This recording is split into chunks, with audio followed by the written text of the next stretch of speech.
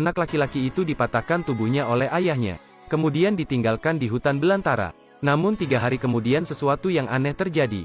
Mula-mula kakinya yang patah secara ajaib sembuh. Tak lama kemudian lengan dan lehernya juga kembali normal. Adegan menakutkan ini membuat takut teman-teman anak laki-laki itu. Mereka semua mengatakan anak laki-laki itu telah berubah menjadi monster.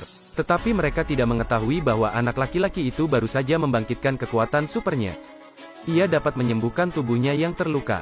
Tapi meski begitu dia menjadi sangat tangguh. Namun ketika dewasa, dia ditipu untuk pergi ke Myanmar Utara dan pinggangnya dipotong. Ia hanya melihat lelaki tua itu menaikkan dan menurunkan pisaunya.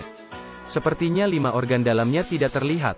Saat Dongcu terbangun, tubuhnya hanyalah cangkang kosong, dengan 2 mata bulat melihat sekeliling. Dia memanfaatkan panggilan telepon lelaki tua itu.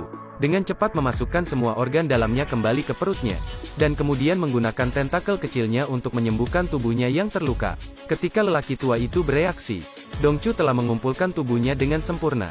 Tapi ketika mata terakhir terpasang, pembantu orang tua itu hendak tiba. Dongcu panik dan menabrak gerobak di sebelahnya, menyebabkan sisa mata berguling ke tanah.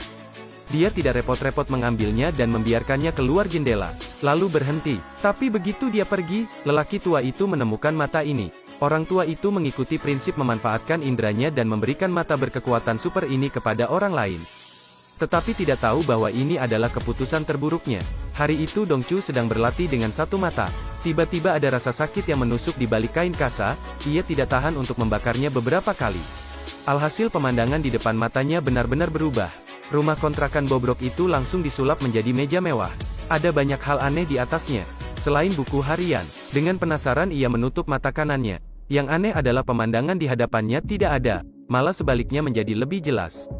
Seorang pria duduk di depan komputer mencari informasi tentang 12 rasi bintang. Di bawah setiap rasi bintang terdapat desain yang aneh. Dongcu dapat melihat semua yang dilihat orang lain.